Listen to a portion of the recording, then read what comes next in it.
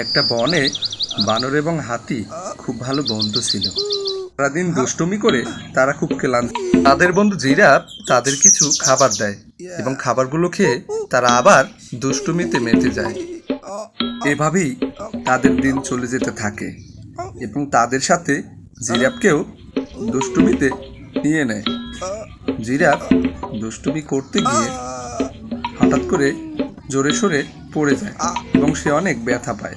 জিরাফের ব্যথা দেখে তারা আজকের মতো তাদের খেলা স্থগিত রাখে এবং রাত্রি হয়ে আসলে তারা যার যার মতো করে বিশ্রাম নেয়। এর পরদিন সকালে জিরাফ ঘুম থেকে উঠে তার পাশে একটি পাথর দেখতে পায় এবং নদীর পাশ থেকে কাদামাটি দিয়ে পাথরের গায়ে মানুষের মতো ছবি আঁকে, যা দেখে জিরাফ খুবই অবাক হয়ে যায়। তার বন্ধুদের কাছে নিলে তারাও অবাক হয়ে যায় এবং সেটি খেতে শুরু করে। তা দেখে সবাই হতভম্ব হয় এবং পাথরটিকে দূরে কোথাও ফেলে দিতে চায়, কিন্তু ভারী হওয়ায় পারে না। তারপরে তারা নদীর ঘাটে গোসল করতে যায় এবং পাথরটিকে নদীর পানিতে ভিজায়, কিন্তু ভিজানোতে পাথরটি হয়ে ওঠে আরও ভয়ানক এবং সেই ভয়ানক চিত্র দেখে জিরাফ ফেলে দিয়ে দৌড়ে পালায়।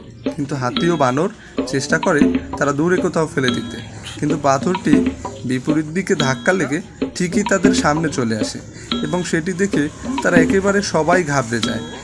বনের অন্যান্য পশু প্রাণীও পাথরটি দেখে এদিকে সেদিকে ছুটতে শুরু করে, কিন্তু পাথরটি ঘুরে ফিরে আবার তাদের আগের জায়গায় চলে আসে। জিরাফ মনে করে এটি আমার জন্যই হয়েছে, তাই জিরাফকে বানর বোঝাতে থাকে এবং হাতি এই ব্যাপারটা দেখে নিজে একটা সিদ্ধান্ত নেয়, অর্থাৎ সে আরও দুইটি পাথর নিয়ে তার গায়ে কাদামাটি দিয়ে একইভাবে 3টি ছবি এঁকে দেয় এবং নিজে নিজে হাসতে থাকলো।